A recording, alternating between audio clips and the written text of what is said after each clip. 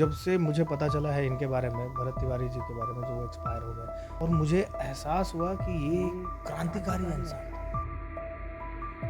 क्या इंसान था! उनकी माताजी को देख करके मुझे ना कुछ समझ में नहीं आया था, मैं उनसे क्या बात करूँ? उनको भोजपुरी में ही बोला, "करुआ चिंता मत करिए, हमनी के राउर बेटा के जस्टिस ज़रूर दिलाएँ।" मैं भरत तिवारी के जीवनी के ऊपर मैं ना फ़िल्म बनाना चाहता हूँ, और अपने फ़िल्म के माध्यम से वो इंसान कितना बड़ा इंसान था, वो दुनिया को बताऊँगा। अगर उसे जस्टिस ना मिला मेरे फ़िल्म बनाने तक, तो अपने फ़िल्म के माध्यम से उसको जस्टिस दिलाने की कोशिश करूँगा। लेकिन वो आम आदमी था और उसे पहले पता था कि मैं मरने वाला हूँ, कि मैं मर जाऊँगा चलेगा, लेकिन मेरा जो है अंग दान कर देना। अगर आप बिहारी हैं और देश दुनिया में कहीं भी हैं तो दिल में बिहार ज़रूर बसता है। बिहारी अपने अंदर की बिहारियन को कभी छोड़ता नहीं। और हमारे साथ हैं राहुल सोनू श्रीवास्तव। राहुल सोनू श्रीवास्तव कौन हैं, हम उन्हीं से मिलाएंगे और उनके बारे में जानेंगे। सबसे पहले तो प्रभात खबर में आपका स्वागत है। Thank you. Rahul Sonu Srivastava ji industries का एक बहुत बड़ा नाम है, लेकिन अभी भी बिहार में लोग नहीं जानते हैं। आप खुद बता दीजिए। एक्चुअली बिहार से मैं हूँ, मैं ओरिजिनली बिहार के सिवान का हूँ। मेरा जो पैतृक गांव है वो गोरिया कोठी है। नाम सुना होगा, एक विधानसभा क्षेत्र है। बिल्कुल। और सिवान तो सबको पता ही है, बिहार में जो रहते हैं उन सबको सिवान के बारे में, इवन इंडिया में ही सबको पता है। तो मैं मुंबई पिछले 15 साल पहले मैं मुंबई गया, और वहाँ पे मैं एज एन एक्टर मैंने संघर्ष किया। संघर्ष करने के बाद कुछ फिल्मों में मैंने काम किया। कुछ फिल्मों में, जैसे एक बहुत ही चर्चित टीवी सीरियल हुआ करता था, उसका नाम था पवित्र रिश्ता, उसमें मैंने कुछ दिनों के लिए काम किया था। उसके बाद 3 4 5 फिल्में हैं, जिसमें जंक्शन वाराणसी है, शेड्स ऑफ लाइफ है, एंग्री यंग मैन है, उसके बाद दोस्ती के साइड इफ़ेक्ट्स हैं, कुछ म्यूज़िक वीडियोस हैं, कुछ शॉर्ट फिल्में हैं, इन सबों में मैंने काम किया। 2019 के बाद मैंने सोचा कि फ़िल्मों में बड़े रोल तो मिल नहीं रहे, क्योंकि अपना वहाँ पे कोई है नहीं, कोई गॉडफादर नहीं है, ना ऐसा अपना फिल्मी बैकग्राउंड है। तो फिर हमने सोचा कि क्यों ना हम खुद फिल्म बनाएं। तो मैं पहले से ही कुछ दिनों से मैं मतलब बहुत से बड़े डायरेक्टरों के साथ as assistant director, as associate director मैं काम करता था, तो जिससे मुझे डायरेक्टर का सेंस मेरे अंदर डेवलप हो गया था, और मैं समझ चुका था कि डायरेक्शन कैसे किया जाता है। उसके बाद मैंने शुरू किया कि अब हम खुद डायरेक्शन करेंगे। उसके बाद से मैंने 3 4 शॉर्ट फिल्में बनाई अच्छी। एक शॉर्ट फिल्म है, उसका नाम है से नो टू सक्सेस। ये भी बहुत अच्छी एक कहानी है, अभिनेता के ऊपर एक कहानी है। उसके बाद मैंने फिल्म बनाई एक जस्ट चिल मॉम। उसमें एक बहुत ही सीनियर एक्ट्रेस हैं, उनका नाम है जरीना वहाब। जरीना वहाब जी को लेकर के मैंने वो फिल्म बनाई। एक बहुत ही आज के समाज को लेकर के एक बहुत अच्छी फिल्म है। वुमेन सेंट्रिक मूवी है, जिसमें सिर्फ महिला मतलब एक्ट्रेस लोगों ने काम, कोई एक्टर नहीं है उसमें, सिर्फ 3 महिला है, 3 जनरेशन के ऊपर वो कहानी है, नानी, माँ और बेटी, इन तीनों के बीच में कहानी, बहुत ही अच्छी कहानी है। वो फिल्म बनाई, जिस फिल्म ने बहुत से अवार्ड जीते। उसके बाद मैंने 2025 में मैंने फिल्म बनाई अनफिनिश्ड वॉइस। अनफिनिश्ड वॉइस जो है वो इस साल 2026 के कांस फिल्म फेस्टिवल जो है, जो फ्रांस में होता है, उसमें हमारी फिल्म को स्क्रीन किया गया, जहाँ से इंडिया से लगभग 11 फिल्में गई थी, जिसमें से 5 सिनेमैटिक फिल्म थी। उसमें से एक फिल्म मेरी थी, एक दीपक तिजोरी और उलिया वंतूर की फिल्म थी। उसके बाद और भी कुछ लोगों की फिल्में थी। तो कांस में मेरी फिल्म को सबसे ज़्यादा वहाँ पे अटेंशन मिला। लोगों ने एक साइकोलॉजिकल थ्रिलर फिल्म उन्होंने देखा कि बहुत ही अच्छी, एक कमरे में 24 मिनट की फिल्म इतनी अच्छी बनाई है मैंने, हाँ बहुत ज़्यादा सराहना। वहाँ के ट्रेड मैगजीन में भी मेरे बारे में छपा, वहाँ के एक लोकल मैगजीन में मेरा आर्टिकल छपा। राहुल, बिहार के बच्चे जहाँ सरकारी नौकरी में जाना चाहते हैं, खूब सोचते हैं तो IAS IPS तक बनने की चाह रखते हैं, लेकिन राहुल को हीरो बनने का शौक कहाँ से आया? एक्चुअली ये भी बात बहुत अच्छी बात है। मैं हमेशा एक इंसान है जिनके बारे में बताना चाहता, लेकिन आज आपने पूछ दिया तो मैं बताता हूँ। एक्चुअली जब मैं छोटा था ना, तो मैं अक्सर हम लोग मेरे पिताजी जो है मधुबनी में काम करते थे इलेक्ट्रिसिटी बोर्ड में, गवर्नमेंट जॉब में थे। तो हम लोग साल में एक बार सिवान आया करते थे। तो जब भी हम सिवान आते थे तो हमारे गांव में एक बहुत ही पुराने अभिनेता हैं, उनका नाम है बीरेंद्र सिंह। बीरेंद्र सिंह जो भोजपुरी फिल्मों में काम किए, कुछ हिंदी फिल्मों में छोटे छोटे रोल उन्होंने किया है, जिसमें प्रीतिया के दुश्मन करके एक फिल्म आई थी, उसमें बीरेंद्र सिंह ने काम किया है। उसके बाद विजय पथ फिल्म में उन्होंने एक छोटा सा रोल किया था, टाइगर वाला सीन था जिसमें टाइगर पहली बार डैनी डेंजोपा जो है उनको गिराते हैं। तो मैं जब अक्सर गांव आता था ना तो मैं देखता था कि वीरेंद्र सिंह को ना एक अलग ही रिस्पेक्ट मिलती थी, क्योंकि वो कैमरे पर दिखते हैं, हाँ, स्क्रीन क्योंकि पर वो दिखते हैं। सिनेमा हॉल में लोगों ने उनको देखा था, लार्जर देन लाइफ। तो मैं जब भी एक छोटा सा बच्चा, मैं देखता था कि एक इंसान है जब लोगों के बीच में आता है तो सब लोग खड़े हो जाते हैं, एक अलग टाइप का रिस्पेक्ट देते हैं, सब हाथ जोड़ लेते हैं। तो मेरे मन में ना, मैं छोटा बच्चा, मेरे मन में ये भावना जगी कि यार ऐसा क्या काम ये इंसान करता है कि हर इंसान इसकी रिस्पेक्ट करता है। और मैं सच्चाई बोलूँ, उसी समय मेरे दिल में आई कि ये इंसान जो भी काम करता होगा ना, मैं भी वही काम करूँगा। और जब मैं बड़ा हुआ तो मुझे पता चला कि वो एक अभिनेता है। मतलब वीरेंद्र चाचा से आपको इंस्पिरेशन हाँ, वो मतलब अभिनेता थे, सफल नहीं हो पाए, चाहे जो भी सर्कमस्टांसेस रही हो, मुझे नहीं पता। लेकिन मैं ना हमेशा ये क्रेडिट तो उनको ही दूंगा कि उनसे ही इंस्पायर हुआ हूँ मैं। उनको वाजपेयी तो कहते हैं ना कि जगरा जे सफल ना भी लोग रहे गधा मत पूछिए। हाँ, एक बहुत अच्छे कलाकार थे वो, बहुत अच्छे अभिनेता थे वो। और अंतिम समय जब मैं उनसे लास्ट टाइम मिला था 2014 के करीब, 14 या 15 में, उसके बाद शायद वो एक्सपायर हो गए। उनको मैंने बताई कि मैं काम कर रहा हूँ इंडस्ट्री में, बहुत खुश हुए मुझे देख करके।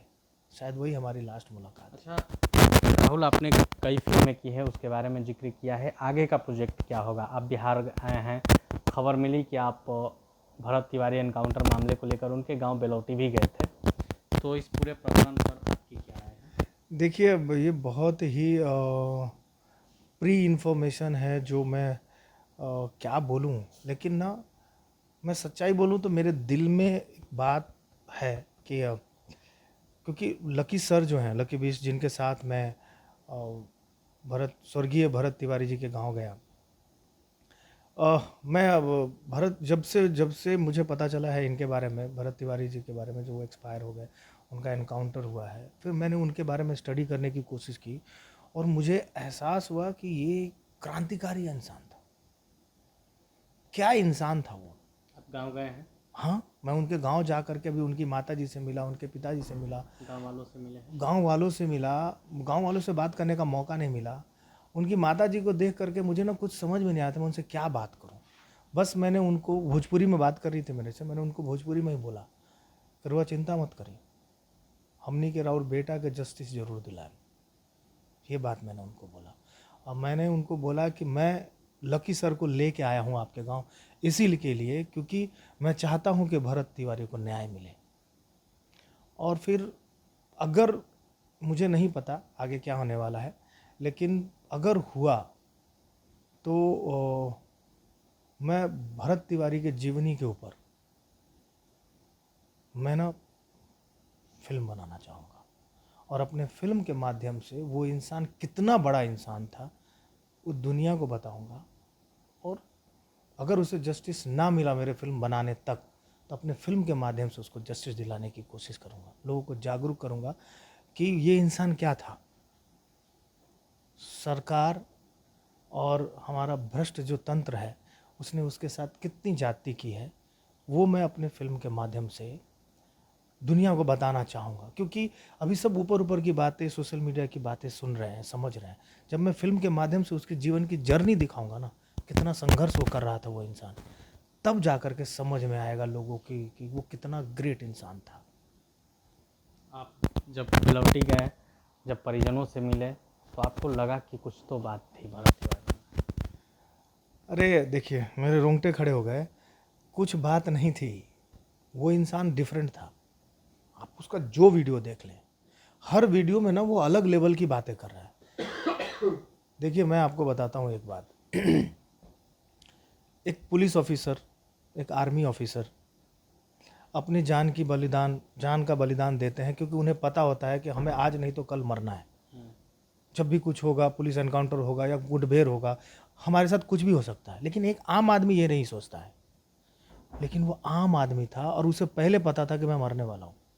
वो पहले से बोल रहा था, वीडियो में बोलते नजर हाँ बोल रहा था वो कि मैं मर जाऊंगा चलेगा, लेकिन मेरा जो है अंग दान कर देना।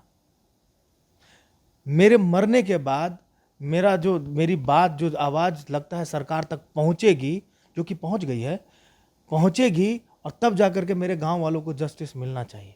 उनके साथ जो बुरा बर्ताव हो रहा है, उनके साथ जो बुरा काम हो रहा है, उनको न्याय नहीं मिल रहा है, उन सबों को न्याय मिलेगा। मैं मर जाऊंगा उसके बाद भी उनको न्याय मिलना चाहिए। इस बात के लिए वो इंसान हमेशा अग्रसर रहा, हमेशा कोशिश करता रहा कि वो जात पात नहीं देखता था। सोचिए वो किस लेवल का इंसान, आज के ज़माने में इस लेवल का इंसान जो जात पात के बारे में नहीं सोच रहा है, सिर्फ इंसानियत, सिर्फ इंसानियत। उसके नज़र में हर इंसान एक बराबर था। और ऐसे इंसान के जीवन के ऊपर अगर मुझे मौका मिले, देखिए मेरे पास अभी कोई ऐसा प्रोड्यूसर अभी तक मुझे बोला नहीं है या अप्रोच नहीं किया है कि राहुल भाई हम लोग मिल करके फिल्म बना सकते हैं भरत तिवारी के ऊपर। लेकिन अगर कोई भी इंसान ऐसा हो जो उसी के जैसा क्रांतिकारी हो, जो चाहता हो कि उसके जीवन की कहानी दुनिया तक पहुंचे, तो मैं तैयार हूं उसकी फिल्म को बनाने के लिए। देखिए, तो आपने सुना, राहुल ने साफ साफ कहा है कि अगर मौका मिले तो भरत तिवारी की ज़िंदगी पर फिल्म बनाऊंगा, क्योंकि इन्होंने खुद गांव में गांव वालों से मिला है, गांव को देखा है, उस माँ की आंखों में देखा है जो कभी भरत तिवारी के लिए था। देखना होगा आगे तो क्या कुछ होता है। लेकिन चलते चलते एक लास्ट में हम लोग बातचीत करेंगे, बिहार में फिल्म पॉलिसी को लेकर आपकी क्या राय है, क्योंकि बिहार में संभावनाएं बहुत हैं। देखिए मैं लास्ट टाइम आज से लगभग 5 साल पहले मेरी मुलाकात हुई थी यहाँ के क्रीड़ा मंत्री से। उनको भी मैंने बोला था कि सर बिहार में बहुत पोटेंशियल है और हमें यहाँ पे अनछुए लोकेशंस हैं, जिसको किसी ने छुआ ही नहीं आज तक, जिसके बारे में किसी को पता ही नहीं है कि बिहार में कितने खूबसूरत जगह हैं। तो अभी अपॉर्चुनिटी है। लोग जैसे यूपी जा रहे हैं शूटिंग करने के लिए, उत्तराखंड जा रहे हैं शूटिंग करने के लिए, जैसे आप एमपी जाने लगे हैं शूटिंग करने के लिए, आप लोग भी ऐसा कुछ कीजिए कि हमारे मुंबई के जो मेरे सह डायरेक्टर लोग हैं, मेरे जो मित्र लोग हैं प्रोड्यूसर्स, वो लोग बिहार आए शूटिंग करने। सरकार सब्सिडी देने की बात की है। जी हाँ, हमें पता चला है सब्सिडी की बातचीत चल रही है। अगर सब्सिडी देना बिहार सरकार शुरू करे, मैं ये नहीं कहता कि आप 100% दो, लेकिन इनिशियली अगर आप 40% 50% भी अगर सब्सिडी देना शुरू करोगे ना, तो मुझे ये पता है कि अच्छे अच्छे जो प्रोड्यूसर्स हैं, डायरेक्टर्स हैं, वो बिहार में आके जरूर शूटिंग करेंगे और यहाँ का टूरिज्म बहुत ज़्यादा बढ़ेगा। राहुल को मौका मिलेगा तो आएंगे शूट करने? अरे मैं तो 100% आऊँगा। और मैं आपको एक बात और बता दूँ कि मैंने एक कहानी ऑलरेडी लिखी हुई है।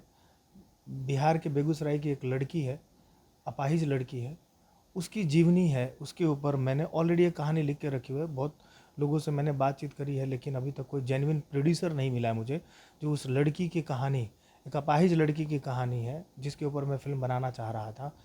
वो भी ऐसी ही क्रांतिकारी लड़की है जो अपाहिज होने के बावजूद भी टीचर बनी।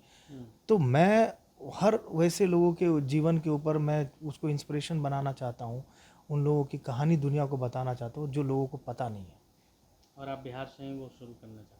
और मैं देखिए मुंबई में तो मैं फिल्में बना रहा हूँ ऑलरेडी। मैं बिहार से बिहार के लोगों की कहानी पूरी दुनिया तक पहुँचाना चाहता हूँ। दुनिया ही नहीं, अब तो मेरी पहचान वर्ल्ड लेवल तक है, क्योंकि मेरी फिल्म कांस जा चुकी है। अब मेरी कोई भी फिल्म जो भी मैं बनाऊंगा वो कांस जाएगी।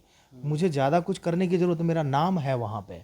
तो मैं फिल्म बना करके अगर कांस में अपेयर करूँगा तो मेरी फिल्म वहाँ पे लिस्टिंग होगी, वहाँ चलेगी, वहाँ स्क्रीन होगी। तब शायद राहुल, जिस सिवान को शहाबुद्दीन के नाम से आज भी याद किया जाता है, राहुल के नाम से जाना जाएगा।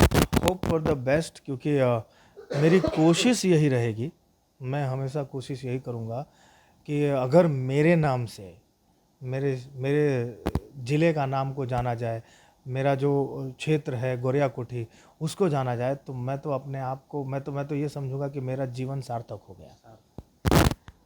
तो हमने अभी राहुल सोनू श्रीवास्तव से बातचीत की है, एक उभरता हुआ सितारा जो 15 साल पहले बिहार छोड़कर मुंबई गया एक सपनों के साथ। अक्सर बिहार के लोग IAS IPS बनने की चाह रखते हैं, BPSC की तैयारी करते हैं, नहीं तो कम से कम दरोगा पुलिस की तो तैयारी जरूर ही करते हैं। लेकिन राहुल ने सपनों को जीना नहीं छोड़ा। बिहार से, सिवान से निकले, उस सिवान से जिसकी पहचान शहाबुद्दीन के नाम से अभी भी है, उस सिवान से निकले हैं, मुंबई तक पहुँचे हैं, सफ़र जारी है। भरत तिवारी पर भी फिल्म बनाने की बात कह रहे हैं। उम्मीद है, अभी भी सपना जिंदा है कि शायद उस सिवान को राहुल सोनू श्रीवास्तव के नाम से जाना जाएगा। इस वीडियो पर आपकी क्या राय है? हमारी बातचीत आपको कैसी लगी? अपनी राय कमेंट बॉक्स में रखेंगे। वीडियो देखने के लिए आपका धन्यवाद।